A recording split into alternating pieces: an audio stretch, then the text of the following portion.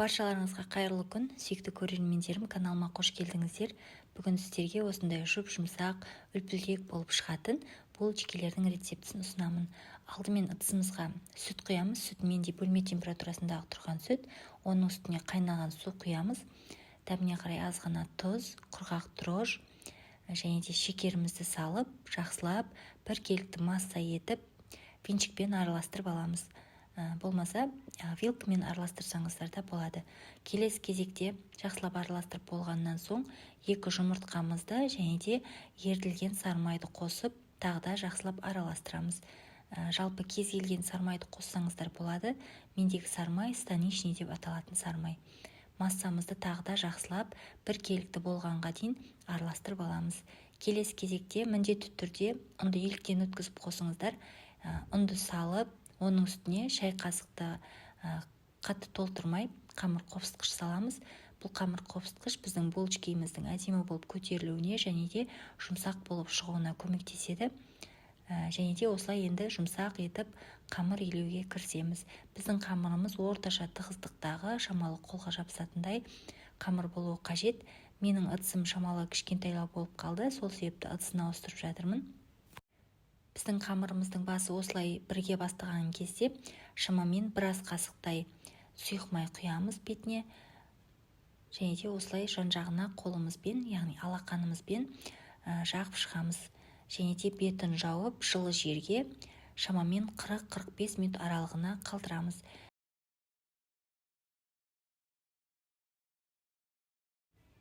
Құрметті көрермендер, көріп тұрғандарыңыздай біздің қамырымыз әдемі болып көтерілді.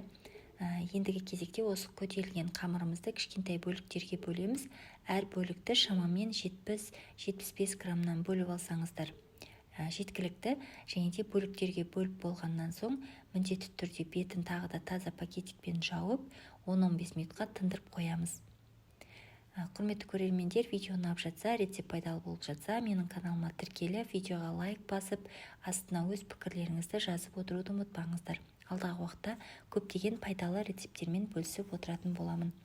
Біздің қамырымыз 15 минут тұнғаннан соң формаға салуға кірісеміз.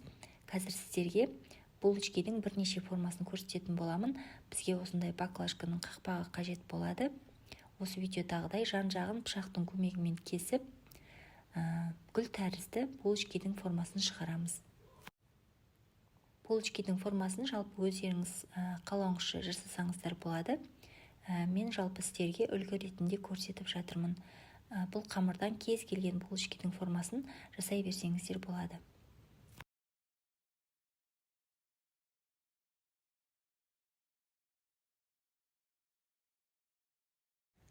Құрметті көрермендер, осы менің қазақша каналымның алға қарай дамуына өз үлесіңізді қосып, осы видеоны достарыңызбен, туыстарыңызбен барынша бөліссеңіздер, өте қатты қуанышты болар едім. Ал енді біз булочканың екінші формасын жасауға кірісеміз. Қамырды осылай ұзыншалап созып алып, видеодағыдай орап, булочканың екінші үлгі тәсіліндегі формасын шығарамыз. Қазір сіздерге тағы да бір түрін көрсетемін. Осы кішкентай бөлік қамырымызды алып, орташа қалыңдықта жаямыз. Өте қатты жұқа қылып жаюдың қажеті жоқ. Бұл жерде мен ешқандай ұн сепкен жоқпын. Егер сіздердің қамырыңыз жұмсақтау болып жабысып жатса, аз ғана ұн сепсеңіздер болады. Ортасына бөлме температурасында тұрған сарымайды жағамыз. Мендегі сарымай станичный деп аталатын сарымай. Үстіне мак сеуіп, дәл ортасынан қайырып, қазір булочканың формасын шығарамыз. Видео барысында барлығы анық көрсетіледі.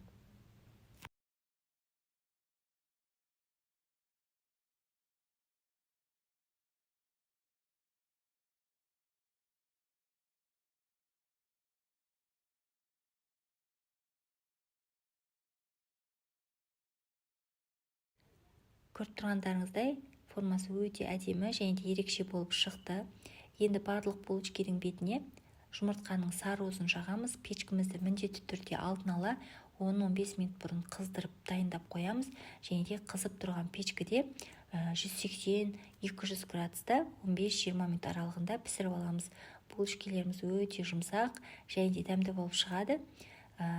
Рецепттің барлығын видеоның астына жазып қалдырамын, сол жерден қарасаңыздар болады.